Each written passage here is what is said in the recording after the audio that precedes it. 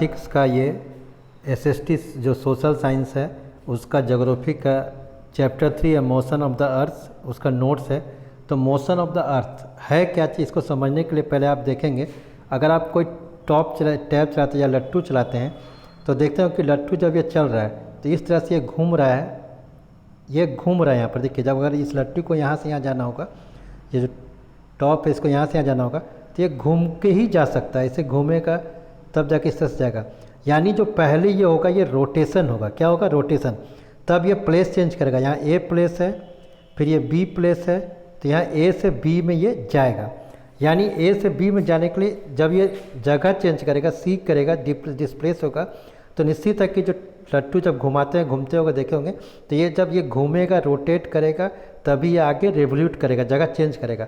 यानी इसी तरह से अर्थ भी है। या और एक एग्जाम्पल दे सकते हैं, अगर जो बॉल है, बॉल जब होता है तो आप फेंकते हैं बॉल को, तो जब बॉल को फेंकते हो तो ये घूमने लगता है, इस तरीके से घूमने लगता है, इस डायरेक्शन से घूमने लगता है, तब जाके ये दूर जाता है। या फिर आप जैसे अगर बॉल को किसी टेबल में रख लें, इस तरह से अगर टेबल में आप बॉल को रख लेंगे, अगर बॉल को आप टेबल में रखेंगे तो आपको अगर टेबल है, टेबल में अगर बॉल को रख लेते हैं इस तरीके से, तो अगर यहाँ से आप बॉल को छोड़ते हैं, यहाँ इसको गिरना, यहाँ हाइट है इस तरह से डायरेक्शन में ये है, तो ये बॉल जो है जब गेंद जब होता है तो ये पहले घूमेगा, इस तरीके से घूमेगा, डायरेक्शन घूमेगा, तब जाके ये नीचे आएगा।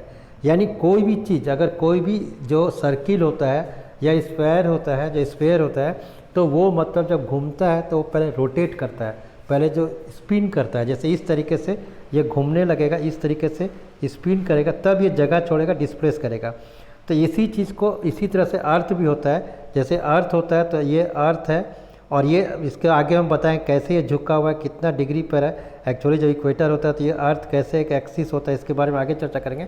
तो the earth has 2 types of motion, earth भी 2 टाइप का मोशन होता है, रोटेशन और रेवोल्यूशन।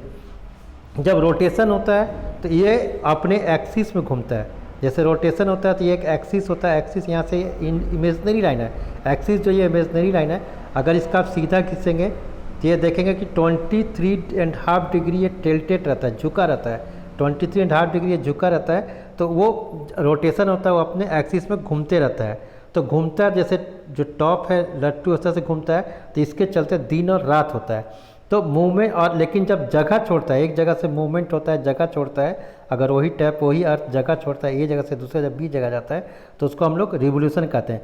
तो movement of the earth around the sun, जो सन का फिक्स पार्ट है, जैसे ये सन है, सन का चक्कर लगा रहा है, जैसे ये फिक्स पार्ट में अर्थ घूम रहा है, इसी तरह से घूम रहा है, रोटेट भी हो रहा है, और अर्थ जो है रोटेट हो रहा है, और ये प्लेस भी हो रहा है, डिस्प्लेस भी हो रहा है, तो उसको हम लोग रिवोल्यूशन कहते हैं। तो 2 चीज़ क्लियर हो गया, rotation is the movement of the earth on its axis, और रेवोल्यूशन हो गया movement of the earth around the sun in a fixed path और orbit is called revolution.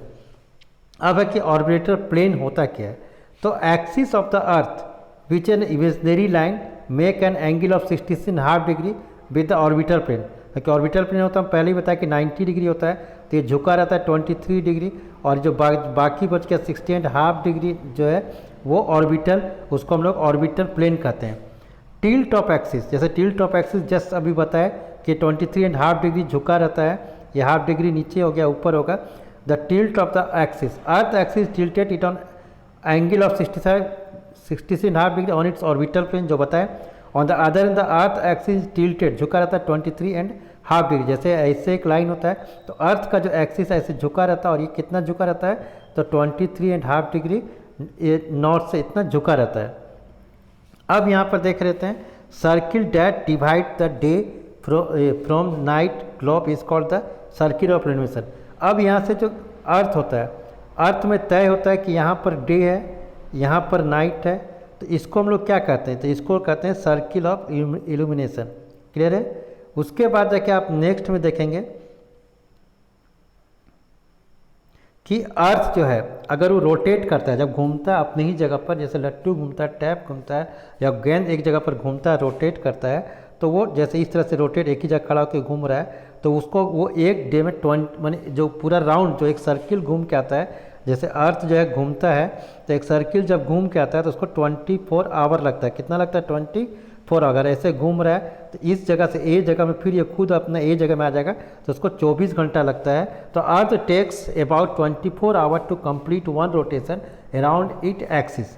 A period of rotation, जैसे अगर जो rotation is known as the earth day, means daily motion of the earth, तो 24 आ गया तो उसको अर्थ day भी हम लोग कहते हैं।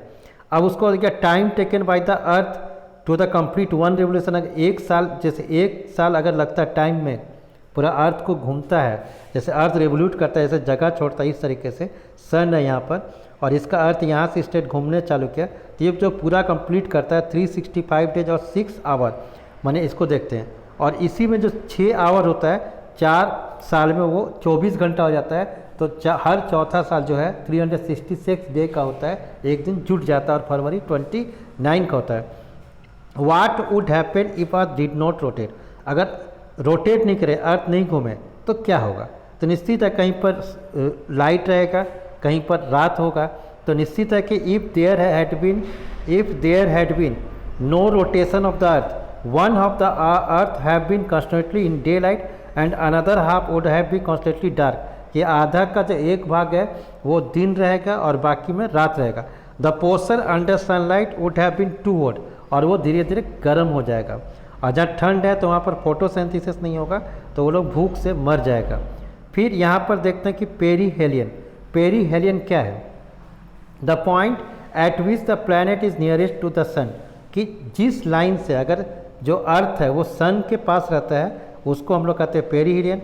और एपीरियन जो होता है कि जो सन से दूर होता है, the point at which the planet is farthest from the sun, तो दूर होता है तो एपीरियन होता है, और सामने होता है पेरीहेलियन। अब 21 मार्च और 23 सितंबर को क्या करते हैं? तो यहाँ पर जैसे देखिए ये अर्थ है और यहाँ पर इक्वेटर है, ये इक्वेटर है 0 डिग्री।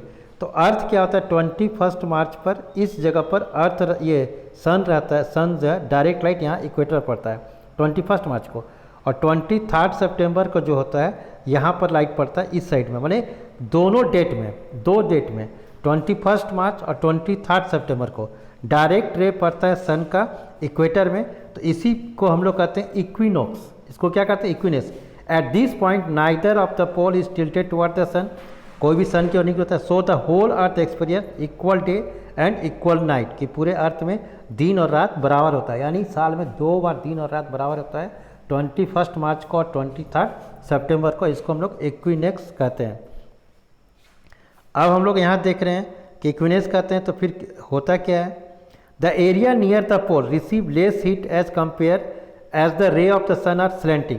तो क्या पहले ही बोलते हैं कि अगर जब सन जो होता है अगर इस जगह पर रहेगा, यहाँ पर सन रहेगा, तो ये जो एरिया है यहाँ पर जो नॉर्थ पोल और साउथ पोल में यहाँ कम लाइट पड़ेगा, तो इसीलिए जो होता है इसको स्लैंटिंग होता है। North pole inclined toward the sun in the place where the arctics experience continuously day light about the 6 month, यानी 6 महीना दिन रहता है, 6 महीना रात रहता है।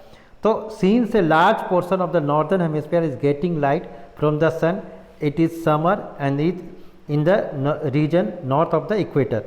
अगर आप देखेंगे अगर सन जो है कभी ये नॉर्दर्न हेमिस्फीयर हो गया, तो सन जो इस तरह से रहता है, माने कुछ जो 6 महीने तक, और 6 महीने तक साउदर्न हेमिस्फीयर में चले जाता है सन। तो यहाँ पर जो सन होता है इसको हम लोग कहते हैं सोलिस्टिस, और ये माने समर सोलिस्टिस, और इसको कहते हैं विंटर सोलिस्टिस। तो यहाँ पर वही बता रहा है longest day and the shortest night at these place on occur in the 21 June. 21 जून को क्या होता है कि जो 21 at this time in the southern hemisphere all this condition are reverse in the it is winter season, कि 21 जून को देखेंगे आप देखेंगे तो सबसे ज़्यादा बड़ा दिन होता है नॉर्दर्न हेमिस्फीयर में, यहाँ ज़्यादा गर्म होता है, सूरज यहाँ रहता है, और यहाँ पर जो होता है यहाँ पर जो सॉदर्न हेमिस्फीयर यहाँ सूरज नहीं रहता, तो यहाँ पर ठंड रहता है। अब nights are longer and then days are इतना विंटर। अब विंटर सोलिस्टिस क्या हो गया कि विंटर जैसे बताया कि 22 दिसंबर को जो सन जो होता है 22 दिसंबर को वो साउदर्न हेमिस्फीयर में ट्रॉपिक ऑफ कैप्रिकॉर्न है यहाँ पर चल जाता है, और 21 मार्च को ट्रॉपिक ऑफ कैंसर में रहता है। तो जब ट्रॉपिक ऑफ कैप्रिकॉर्न है यहाँ पर ऐसे सनलाइट पड़ता है, डायरेक्ट हीट पड़ता है, तो इसको हम लोग 22 में, तो उस दिन क्या होता है कि वहाँ पर उसको विंटर सोलिस्टिस कहते हैं, कि वहाँ पर साउदर्न हेमिस्फीयर में धूप रहता है और बाकी में गर्मी रहता है। तो यहाँ पर यहाँ देखिए एज द सन रेज जैसे लिखा हुआ है कि falls vertically at the Tropic of Capricorn, जैसे हम बताएं कि कैप्रिकॉर्न जो है 23.5 डिग्री साउथ में वहाँ पर पड़ता है साउदर्न हेमिस्फेयर में, तो वहाँ पर लाइट रहता है, दिन बड़ा होता है साउदर्न हेमिस्फेयर और रात छोटा होता है, जबकि इंडिया में जो होता है रात बड़ा होता है और दिन छोटा होता है। तो इस तरह से ये चैप्टर जो है आप फिनिश हो गया होगा, इसमें समझ गए होंगे आप लोग। तो यहाँ पर जो है अब इसका जो नेक्स्ट पार्ट में हम लोग मिलेंगे, वहाँ पर जो नेक्स्ट पार्ट में है उसको हम लोग क्वेश्चन आंसर को देख लेंगे नेक्स्ट पार्ट में।